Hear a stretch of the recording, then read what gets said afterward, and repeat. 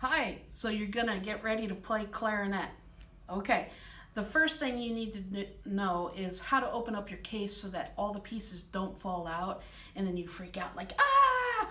All right, so usually most cases have the name of the instrument on the top of them so that it's easier for you to understand which side is the top or the bottom. Okay, this instrument case does not, so this is a perfect example of what you should look for if your case does not have a name brand on it. Okay, so I know that this is the top of the case because when I press my latches, they're going to come up, they're going to flip upward.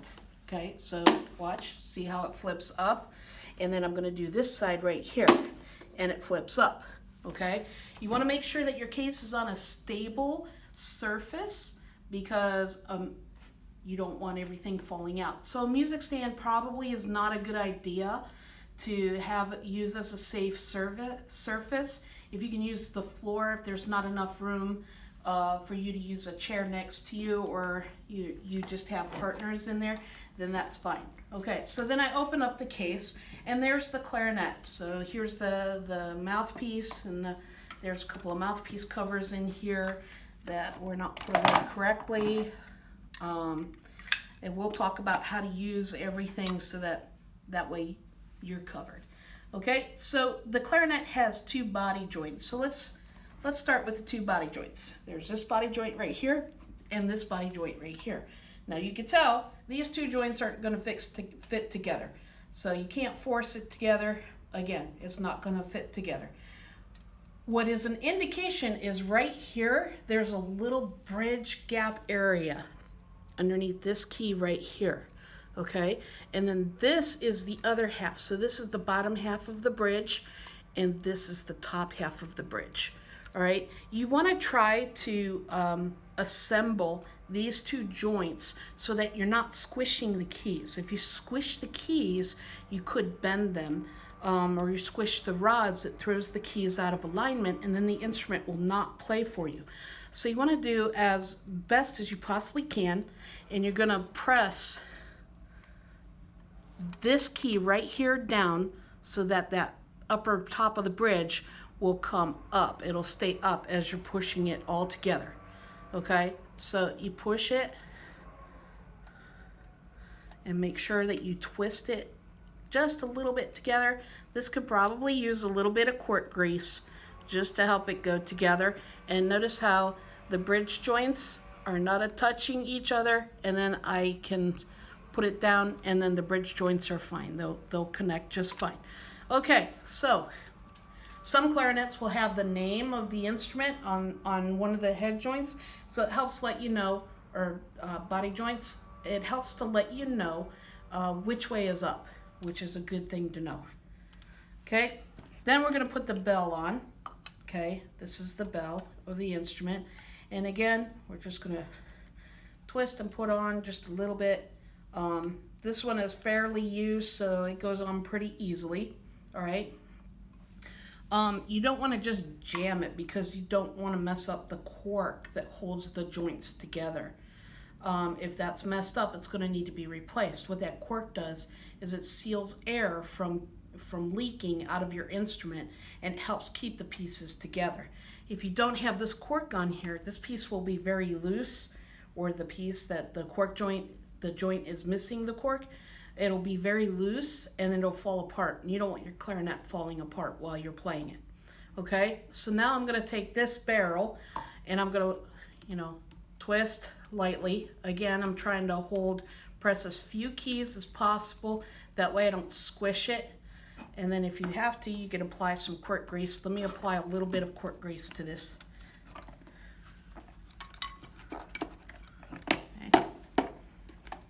Which is good. This is cork grease right here.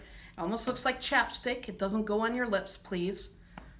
You don't need any emergency room calls to the hospital because you're having an allergic reaction to cork grease.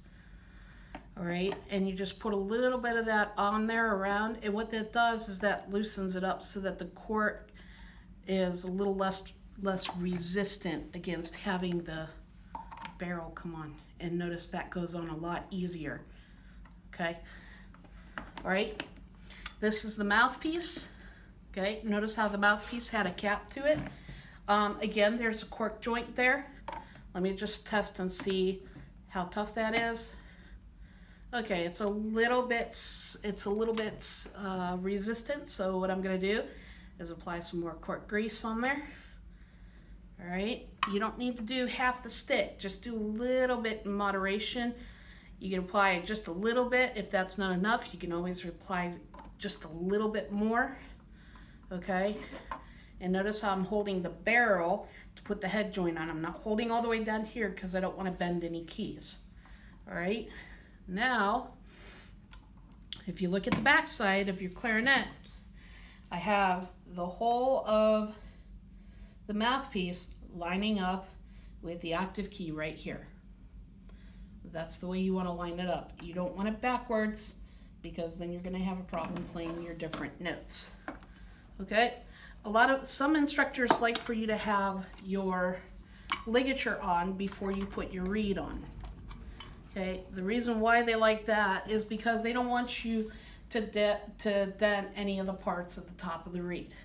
So then what you'll do is you'll have this just loosened up a little bit. Don't take the screws all the way out.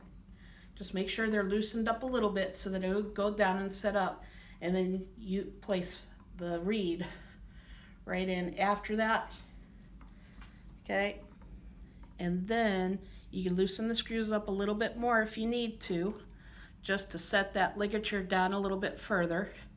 Okay. And then once you're down far enough, then you can tighten up the screws. Not too tight because you don't want to damage the reed.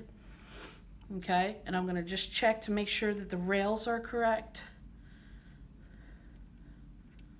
All right, the bottom screw will be a little bit tighter than the top screw, and that's how you set up your clarinet.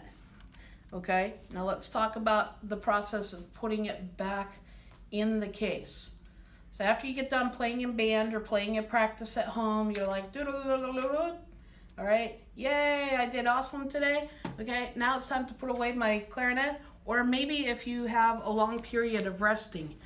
Most of your cases come with these. These are caps, okay? The cap, what it does is it protects your reed from getting damaged when you're not playing for a while. So maybe Miss Ponsard is up at the board teaching a new rhythm, and the whole class has to get it, and you're one of those people that likes to sit like this, and you like to move around, okay? You don't, if you're like me, your hair gets snagged and everything. So you don't want the hair to get snagged in the reed or your shirt to get snagged in the reed and then chip your perfectly good functioning reed. Okay, so you put the cap on there and that helps protect your reed while you're playing. Okay, now it's time to pack up and get ready for our next class. So we're gonna put the cap back into our case. First thing you're gonna do, loosen up the ligature, take out the reed. Okay, there we go. And you might have to lift the ligature up just a little bit to get the reed all the way out.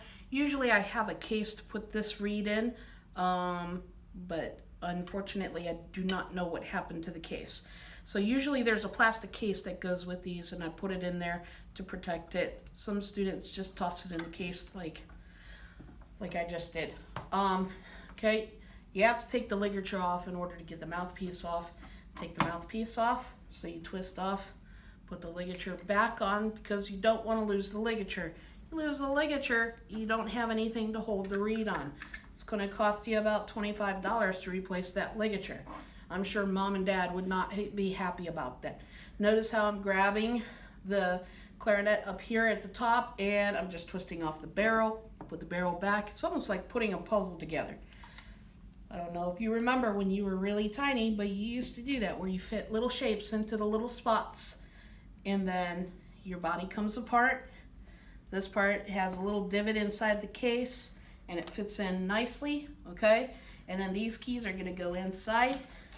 You close the case all the way, make sure that your latches are firmly closed, and then that's it.